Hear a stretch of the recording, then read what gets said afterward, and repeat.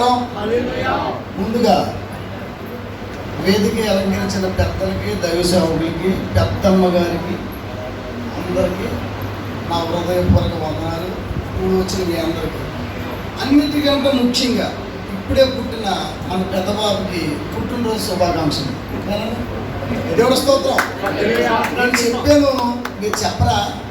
చెప్పండి ఒకసారి గట్టిగా. పెడతారు తినడం ఇప్పుడు గట్టిగా చెప్పండి. స్తోత్రం. ఐదుగారు కాలిగడ్డలు పంపమని దేవుడి స్తోత్రం. గట్టిగా చెప్పండి అమ్మా. పుట్టినరోజు శుభాకాంక్షలు. ఎదిగ్గా క్వశ్చన్ చెప్పనా? ఈ సంవత్సరం దయాకిరీటాన్ని దేవుడు మనోడికి అనుగ్రహించాడు. ఎందుకంటే మన యాక్సిడెంట్ అయింది కదండి, కొద్దిగా అటు ఇటు అయితే చాలా దెబ్బలు తగిలి. సాతానుడు దేవుళ్ళు ఎదుగుతున్న వారిని ఎలా పడగొట్టాలో చూస్తాడు. ఇంకో విషయం చెప్పనా గారు, ఏ కుటుంబం కోసం మీరందరూ ప్రార్థన చేస్తారు నాకు తెలుసు. క్యాచువల్గా అలా టచ్ చేసుకుంటూ వెళ్తారు. ఈ అబ్బాయికి ఎప్పుడైతే దెబ్బలు తగిలినాయో పిల్లలకి అప్పుడు గట్టిగా చేశారు కదా. దేవుడు స్తోత్రం. మామూలుగా చేయాలి, ఏడుతో చేశారు. మామూలుగా ఉత్త రోజుల్లో దైవజనుడు పిల్లలు అలాగే టచ్ చేసుకుంటూ అందరితో పాటు వెళ్ళేవారు.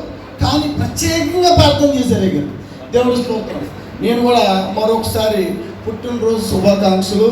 హ్యాపీ బర్త్డే టు యూ, జన్మదిన ఉబారి ఇందులో కూడా చెప్పేసి దేవుడు స్తోత్రం. అయితే నేను కేక్ తెచ్చుకోమంటానండి. ఎప్పటి పుట్టినరోజున నేను సముద్రంలోకి వెళ్ళిపోతే రానండి. ఇప్పుడప్పుడే కేక్ తెచ్చుకున్నానా, వీళ్ళు ముఖం చూసినా, వీళ్ళ పిల్లల ముఖం చూసినా కేక్ ప్యాక్ చేసి ఇచ్చేద్దాం. కేక్ ప్యాక్ చేసి ఇచ్చేద్దాం, డబ్బులు అడగదు. ఎందుకంటే మేము చూసుకుంటాం, మేము అలా తెగ్గొట్టాం. అక్కడ మనోడు వెళ్ళలేదు కేక్ తెచ్చుకుంటాకి. కానీ అయినా కేక్ తీసుకొచ్చారు కాబట్టి అబ్బాయికి బట్టలు కొనుక్కోమని డబ్బులు ఇస్తున్నానండి. దేవుడు స్తోత్రం. అయినా ఫ్యాంటు షర్ట్ చాలా బాగుంది. నేను సంక్రాంతి నా ఎత్తరింటికి వెళ్తాను, నువ్వు నాకు ఇవ్వాలి. Okay, God bless you. చిన్న మాట, అందరికీ ఇచ్చారు, నాకు కూడా ఇచ్చారు కాబట్టి సమయాన్ని వృధా చేయకుండా వెళ్ళిపోతాను. నేను బైబిల్ ముట్టుకుంటే ఆన్లైన్ పేరు అయిపోతుంది. దేవుడు స్తోత్రం. మా అత్యంత కృపా కనికరం కలిగిన మా తండ్రి, సకల ఆశీర్వాదములకు కారపత్రులు చేసాయా నీకు వందనాలు అయ్యా. సంఘం నీది, ప్రజలు మీ వారు, సేవకులు మీ వారు, వాక్యం మీది, వాక్యమే మీరై ఉన్నారు. నేను కూడా మీ కుమారుడిని నేను నిలబడుతున్నాను. నా నోటికి మాట అందించమని, నన్ను మీ బోరగా వాడుకోమని, రెండంతల అభిషేకంతో నన్ను నింపమని, మహిమ ఘనత ప్రభావం మీరు పొందమని యేసునామములో అడుగుతున్న తండ్రి, ఆమేన్. దేవుడి స్తోత్రం. హల్లెలూయా. ఒక్క మనిషి కోసం చెప్పుకుందాం. ఒకే ఒక ఆవిడ, ఒక భక్తురాలు ఉంది. ఆవిడ కోసం ఒకే 2 లైన్లు చెప్పుకుందాం. సమయం తర్వాత వాళ్ళకి అప్పగిస్తాం. దేవుడి స్తోత్రం. మొదటి సమయాల గ్రంథం 1వ అధ్యాయం. మొదటి సమయాల గ్రంథం ఎవరైనా సరే క్లుప్తంగా చదివేవాడు చక్కగా ఎదరకొచ్చాను.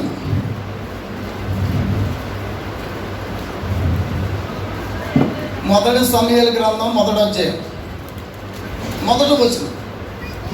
ఎఫ్రాయిము మన్యమందు రామతయ్యే మెసేపు పట్టణపు వాడు ఒకడుండెను. అతని పేరు ఎల్కానా.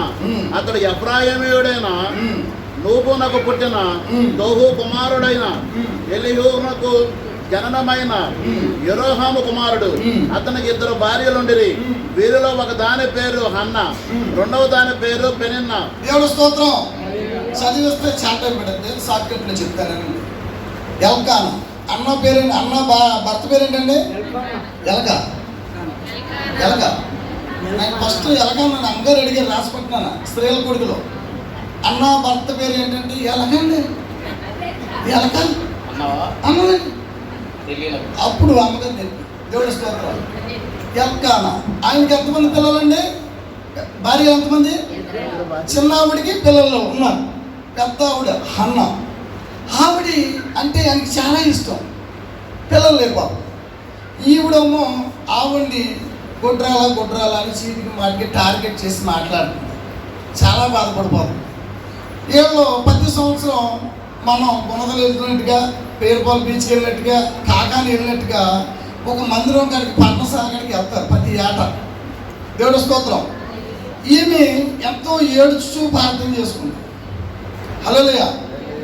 ఇంకో విషయం చెప్పనా, 2 భార్యల్లో అమ్మ అంటేనే ఎక్కువ ఇష్టం ఎవరికి? ఎల్కానకి. నువ్వు బాధపడకో, భోజనం చేయట్లేదు, ఇది చేయట్లేదు, దిగులు పడతావు, ఎందుకు దిగులు పడకో, బాధపడక అన్న. ఈ రోజున ఎవరికైనా పెళ్ళైన తర్వాత సంవత్సరాలకి పిల్లలు పుట్టిపోతేనే అత్తగారి మామగారి డౌట్ వచ్చేస్తుంది. పొగటేసుకున్నావా ఇది పిల్లలు చూసుకుంటున్నావు ఏంటి పాపం గర్భవతి కాకపోయినా సరే గొడ్రాలన్నీ బిరిది ఇచ్చేస్తున్నారు. అత్తగారు మామగారు ఆడపడుచులు వీళ్ళంతా అంటే అన్నారు గొడ్రాలని. భర్త కూడా అలా అంటున్నాడండి. ఎల్కానాను చూసి బిడ్డలు లేని వారు ఈ ఎల్కానాను చూసి బిడ్డలు పుట్టకపోయినప్పటికీ కూడా నిందించలా. ఎందుకు బాధపడతావు, టయానికి భోజించే పలహారాలు తిను, దేనికి దిగులు పడుతున్నావు అని ధైర్యం చెప్తున్నాడు. అలా ఉండాలి భర్త అంటే. దేవుడి స్తోత్రం.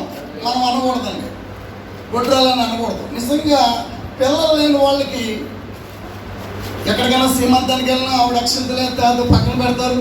ఆవిడ పొద్దున్నే లేసి వాగులుడుతుంటే ఆవిడ కాదు అలా చూస్తారు. అర్థమైందండి. ఎక్కడికి ఫంక్షన్కి వెళ్ళినా ఒకవేళ ఆవిడ ఎదురొచ్చినా అనేక రకాలుగా మాట్లాడుకుంటుంది. ఇది లోక తీరు అది. అర్థమైందండి. అయితే ఈవిడి మందిరానికి వెళ్ళి ప్రార్థన చేసి ఏడుస్తుంది. ప్రభువా అయ్యా నాకు ఒక బిడ్డని, నాకు మగబిడ్డ కావాలి, తిరిగి మరలా నీకే ఇచ్చేస్తాను. ఒక మగబిడ్డని ఒక బిడ్డని నాకు తిరిగి మళ్ళీ నీకే ఇచ్చేస్తాను. ఈ గొడ్రాలు అన్న బిరుదు నాకు ఉండకూడదు. ఒక మగబిడ్డ నాకు ఇస్తే తిరిగి మరలా నీకే ఇచ్చేస్తాను, నీ సేవకే ఇచ్చేస్తాను, నువ్వే వాడుకో. కానీ గొడ్రాలు అన్న నింద తీసే ప్రభు అని అడిగింది. ప్రార్థన చేసుకుంటుంది, కన్నీరు కాల్చింది, ఏడుస్తుంది. అక్కడ దైవజనుడు ఏలి అని ఒక పెట్టుకున్నాడు. ఆయన యాచకుడు. తిరణాలు జరుగుతున్నాయి. ఏమా సారాయణ తాగేసావా, కాయలు గట్ట పెట్టుకొచ్చావా, ఏంటి లేకమ్మా అంటే ఆవిడ అయ్యా నేను నీ సేవకురాలని అంది. అదే లైన్లో చదివాను ఉందండి 4 గంటలకి 2 సార్లు అంది. అయ్యా నీ సేవకురాలని నన్ను అలా అన్నద్దని. అప్పుడు ఆయన అన్నాడు, నువ్వేదైతే కోరుకున్నావో, నువ్వేదైతే ప్రార్థన చేసావో అది నీకు మనసయ్యాటకి జరుగుద్ది అన్నాడు. దేవుడి స్తోత్రం. కన్నీరు కాల్చింది, గర్భవతి అయింది, ప్రార్థన చేసింది. 3 సంవత్సరాల వయసులో తీసుకొచ్చి బిడ్డను అక్కడ విడిచిపెట్టేద్దావిడి, మళ్ళీ తీసుకెళ్తాం. అది నిబంధన. దేవుడి స్తోత్రం. ఈ 3 సంవత్సరాల పిల్లోడికి ఏం చెప్పి పెంచింది? నానా నువ్వు ప్రతిష్ఠించబడిన వ్యక్తివి, నువ్వు దేవుడికి మొక్కుబడగలిగిన బిడ్డవు, నువ్వు నా దగ్గర ఉండవు, నువ్వు మందిరం కాడ యాజకుడి దగ్గర ఉంటావు, నీకు అంగీ కడతారు, నాజూరు చేయబడుతుంది, జుట్టు మీద మంగళకత్తి పడతావు, నువ్వు ప్రతిష్ఠించబడ్డవాడు, దేవుడు సేవకుడికి నువ్వు ఉంటావు, నా దగ్గర ఉంటావు. నేను అప్పుడప్పుడు వస్తాను చూస్తాకి, మీ నాన్నగారు నేను అప్పుడప్పుడు వస్తాను చూస్తా. కానీ ప్రతిరోజు భోజనం పెట్టేటప్పుడు, స్నానం చేసేటప్పుడు, ఖాళీగా ఉన్నప్పుడు పిల్లవాడికి చెబుతూ చెబుతూ చెబుతూ పెంచి 3 సంవత్సరాల వయసులో అప్పగించేసిందండి. దేవుడి స్తోత్రం. ఈ రోజున చాలామంది దేవుడి దగ్గర పొందుకుంటున్నారు కానీ దేవుడికి ఇవ్వలేకపోతున్నారండి. దేవుడి దగ్గర పొందుకుంటున్నారు, దేవుడిని అడుగుతున్నారు, దేవుడికి ఇస్తారన్న మాట అట్లా అంతరించిపోయింది. ఆ మాట దేవా అంతరించిపోయింది. దేవా నీకు ఇస్తాను. ఆవిడేముందండి, గొడ్డురాల అనే మాట తీసేమంది, ఒక మగబెట్టుకోమంది, తిరిగి మరలా నీకే ఇచ్చేస్తానుంది. నాకు ఈ బాధ నుంచి ముద్దు చేయి, ఈ మాటలు పడలేకపోతున్నా, చుట్టుపక్కల మాటలు పడలేకపోతున్నాను, ఈవిడ మాటలు పడలేకపోతున్నాను అని ఏడుస్తూ కన్నీరు కార్చి ప్రార్థన చేసింది. కన్నీరు ప్రార్థన దేవుడు ఆలకించాడు, ఆవిడికి బిడ్డనిచ్చాడు. దేవుడికి మహిమ కలుగును గాక. దేవుడు స్తోత్రం. హల్లెలూయా. ఎంతగానో అక్కడ అప్పచెప్పింది. అలాగా ఆయన కూడా అంటున్నాడు, 3 సంవత్సరాల వయసులో ఎవరన్నా ప్రార్థన చేస్తారండి? 3 సంవత్సరాల పిల్లోడు ప్రార్థన చేస్తాడా? ఆయన కూడా అంటున్నాడు దైవజనుడు ఏలేదు ఏమని, నేను నీ సేవకుడిని అయ్యా. 3 సంవత్సరాల పిల్లలు అయ్యతో వచ్చి ఆడుకుంటూ ఉంటారు, సెకండ్ చెప్తూ ఉంటారు చిన్నపిల్లలు. ఆ పిల్లలు ప్రార్థన చేస్తారు. దేవుడు సేవలో వాడబడ్డాడు, దేవుడు సేవలో వాడబడ్డాడు. ఈ రోజున నేను చెప్తున్నాను ఒక మాట, జాగ్రత్తగా ఉన్న ప్రియమైన వాళ్ళారా. చాలామంది దైవ సేవకులు పిల్లలను పెంచుతున్నారు. పిల్లలు పెంచే విషయంలో ఇక్కడ ఎవరైనా దైవ సేవకులు దయచేసి వినాలి. మీరు ఎలా పెంచుతున్నారు పిల్లల్ని? ఎల్కానా అన్న బిడ్డ సమయాలు పెంచినట్లుగా భయభక్తులతో పెంచుతున్నారా? అది ఏలి ఆయన బిడ్డలో పెంచినట్టు పెంచుతున్నారు. వాళ్ళ బిడ్డలు ఏం చేస్తారంటే బహు దుర్మార్గులు అంటండి. బైబిల్ గ్రంథంలో సమయాల గ్రంథం 1వ అధ్యాయం కానీ 2వ అధ్యాయం లాస్ట్ వరకు చదవండి. బహు దుర్మార్గులు అంటండి. వాళ్ళు దేవుడికి పట్టుకొచ్చిన బలులు అర్పించి అడ్డం కొట్టేసి ఉడకేసి దైవజనుడికి దేవుడికి నైవేద్యం పెట్టాలనుకుంటే పచ్చి మాంసం కావాలని దెబ్బలు లాక్కెళ్ళిపోరంటండి. దేవుడి మందిరానికి వచ్చిన ఆడపిల్లలను ర్యాగింగ్ చేసేవారటండి. దేవుడు స్తోత్రం. ఆ ప్రవక్తకి వేరే ప్రవక్త వచ్చి చెప్పడం జరిగింది, నీ బిడ్డలు ఇలా చేస్తున్నారు, చనిపోతారు అని. అంటే వాళ్ళ ఇంట్లో ఫిలిప్సీలకి ఇజ్రాయేల్ ప్రజలకి యుద్ధం జరిగింది. యుద్ధం జరిగినప్పుడు ఇజ్రాయేల్ ప్రజలు ఓడిపోతుంటే ఎందుకు ఓడిపోతున్నాం అని క్షమించమని అడగట్లే దేవుణ్ణి. ఇజ్రాయేల్ ప్రజలు తప్పు చేశారు, పాపం చేశారు, క్షమించమని దేవుడిని అడగటం మానేసి, అయ్యో దేవుడు మనతో ఉంటాడు, ఈ మనసం తీసుకెళ్తే దేవుడు మనతో ఉంటాడు, దేవుడు మనతో ఉంటాడు, మనకి విజయం వస్తుంది, మనం గెలుస్తాం అన్నారు. ఎందుకంటే దేవుడి దగ్గర క్షమించి, ప్రభా ఈ తప్పు నేను చేశాను, మళ్ళీ తప్పు చేయాలని ఒప్పుకుంటే మళ్ళీ చేయకూడదు ఈ తప్పు, ఆ తప్పు చేయకుండా వాళ్ళు ఉండలేరు. ఈ రోజులో చాలామంది దేవుడి దగ్గరకు వస్తున్నారు కానీ క్షమించి ప్రభా అని అనలేని పరిస్థితి అయిపోతుంది.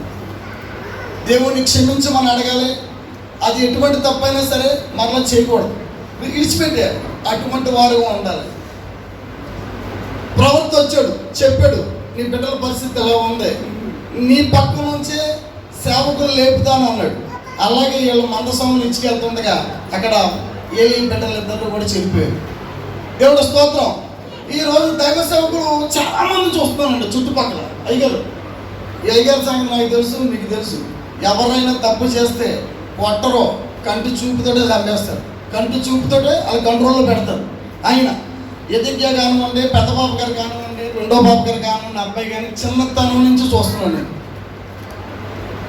చాలా కంట్రోల్గా పెంచుతున్నారు. కానీ చాలామంది దైవజనుల పిల్లలు నేను చూస్తున్నానండి, వాళ్ళ అమ్మగారు వాళ్ళ నాన్నగారు ఎంత పెద్ద దైవజనుడు, ఎంత పెద్ద దైవజనురాలు, ఏళ్ళేంటి కాలాశాలు అంటున్నారు, ఏళ్ళేంటి గాలి పనులు చేస్తున్నారు, ఏళ్ళేంటి రోడ్లు అంటే తిరుగుతున్నారు, సెల్ ఫోన్లు మాట్లాడతారండి, మోటార్ సైకిల్ మీద వెళ్తారు, ముగ్గురు వేసి ఎక్కించుకుని వెళ్తున్నారు. ఏంటి పాస్టర్ మేళకు బట్టలు కట్టింది అని ఏలెత్తి చూపేవారుగా ఉంటున్నారు. ఈ రోజున అటువంటి సేవకులు ఎవరైనా ఉంటే పిల్లల్ని పెంచుతున్నారని అనుకున్నారు, కరెక్ట్గానే పెంచుతున్నారు, కానీ ఎలా పెరుగుతున్నారో ఒకసారి గమనించుకోండి. లేకపోతే మీ పక్కలోంచి సేవకులు లేపుతానన్నాడు. మీ సంఘంలోంచి ఎవరైతే తల్లిదండ్రులు కన్ను పెట్టుకుని ప్రార్థన చేసి పవిత్రంగా, ప్రభా నా బిడ్డను ఆడుకొని పవిత్రంగా కన్నీరు కాల్చి పరిశుద్ధంగా జీవిస్తారో వారు బిడ్డలు లేవనెత్తుతాడు మీ సంఘాల్లోంచే. తస్మాత్ జాగ్రత్త అని చెప్తున్నా. దేవుడు స్తోత్రం. ఎవరైనప్పటికీ కూడా మా నాన్నగారు పాస్టర్ గారు కదా అని గర్వంగా బిహేవ్ చేసిన, మా నాన్నగారు పాస్టర్ గారు నేనేం చేసినా చెల్లుతుంది, మా అమ్మ ప్రార్థన చేస్తుంది, సంఘం ప్రార్థన చేస్తుంది అని ఇష్టలుడిగా మాట్లాడుతున్నా, అహంకారంగా మాట్లాడుతున్నా, విశ్వాసం హీనంగా చూస్తున్నా, ఇబ్బంది పెడుతున్నా, ఏమైనా చేయరాని పనులు చేస్తున్నా ఒప్పుకోడండి దేవుడు.